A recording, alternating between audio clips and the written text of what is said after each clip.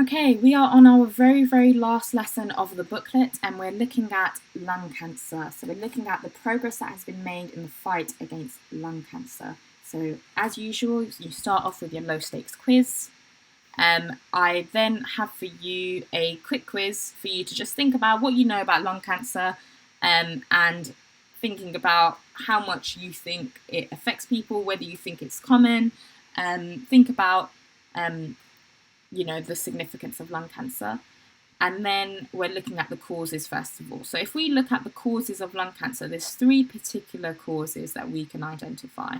And you should be able to identify that sometimes they're caused by external factors. And I would put this in box number 3 and explain to me what external factors are they're talking about. Sometimes they are genetic. I would put that in number 2. Because sometimes people have a disposition to getting lung cancer. But most of the time, 90% of lung cancer is because of cigarette smoking. And that's what you need to be writing in the first one. And I want you to write down specific examples for each one and expanding on those points that I've just said.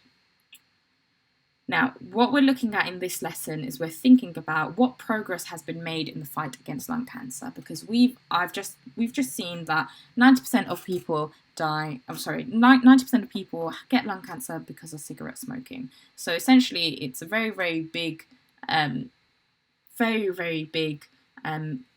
disease in our country, because it affects quite a lot of people now, and it's something that is affected a lot by our lifestyle factors, thinking back to our very first lesson in the modern period, or a couple lessons in our modern period, to be honest.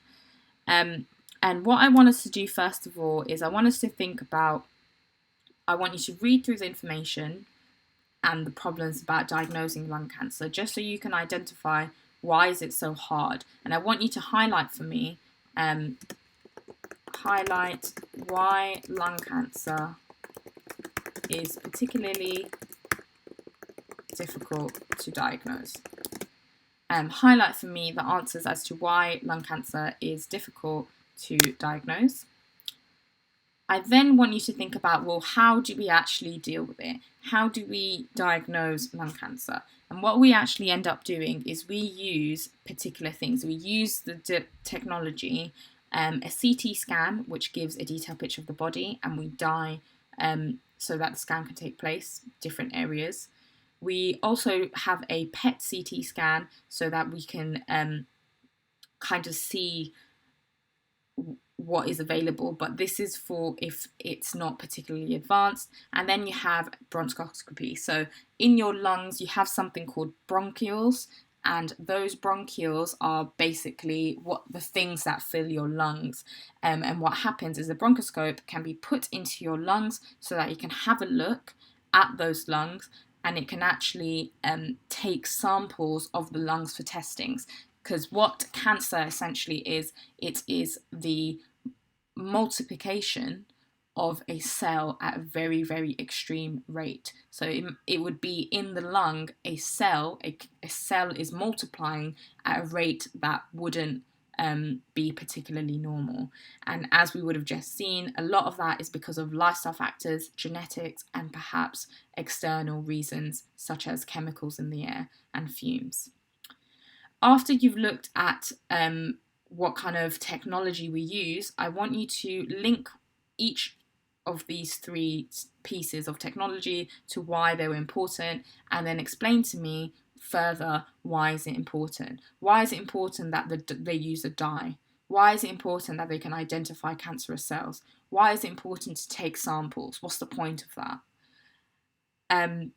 You then have to look at treating lung cancer. So there are a number of options available for treating lung cancer. Now, you may already know, you may have heard of some of them. So radiotherapy and chemotherapy is quite, we hear about that quite a lot. And I want you to read the different types of treatments and match up the advantages with the limitations. So obviously with any sort of treatment, there sometimes tend to be limitations and things that are negative, but obviously there's quite a lot that's positive. So I want you to read through it, and again using arrows to explain which ones link to which Why might chemotherapy be particularly negative? Read through the information and think, why might so chemotherapy is drugs in which they're injected into someone. Radiotherapy is the use of radiation in which there's high rays that kills off a cancerous cell. Lung transplants and or even removing part of the lung, using one lung or a lung donor. I want you to link for me those limitations with the benefits as you read it. Pretty self-explanatory. And then our last activity for our medicine course is preventing lung cancer. So we're looking at how do they prevent it. So you might already have some ideas of how they prevent it, since we would have just looked at the idea of lifestyle, Stoptober, lifestyle initiatives that the government put into place. And there are three main approaches to preventing lung cancer, and these are the three. People are encouraged to encourage smokers to quit. People prevent people from becoming smokers, and people protect non-smokers from the dangers of passive smoking. And those are the three things that the government have put into place. It wasn't too long ago that people were allowed to smoke in public places, in pubs, in cars, in staff rooms. And those things are changed. And the reason why those things have changed to, encourage smokers to quit if they're not able to, and also to prevent people from passive smoking. So what I want you to do is read through each box and literally just number each one, whether that falls into the category of encouraging smokers to quit, preventing people. So when on a smoker's packet, it's a legal requirement to have the label smoking kills, or is it something that's preventing non-smokers from the dangers of passive smoking? You can either write 1, 2, 3, but if you have 3 colours, it's ideal to just, highlight in different colours, and then putting in for each one. So we'll do an example together. This first one, in 2007, the government raised the legal age for buying tobacco from 16 to 18. So even,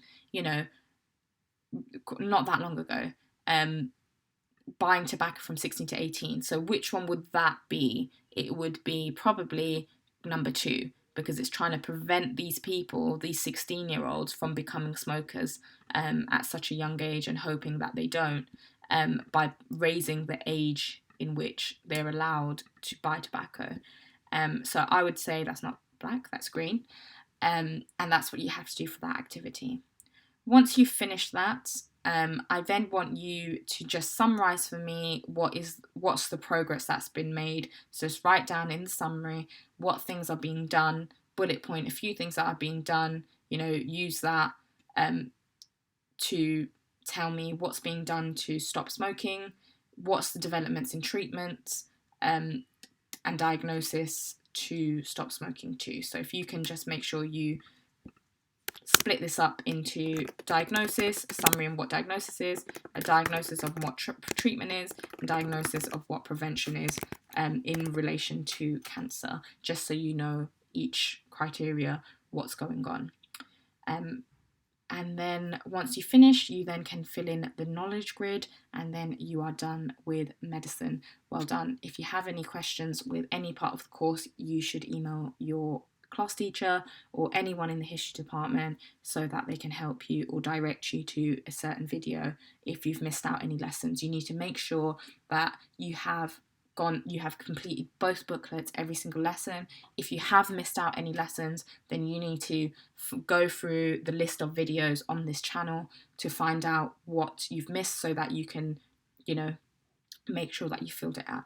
Well done. Thank you.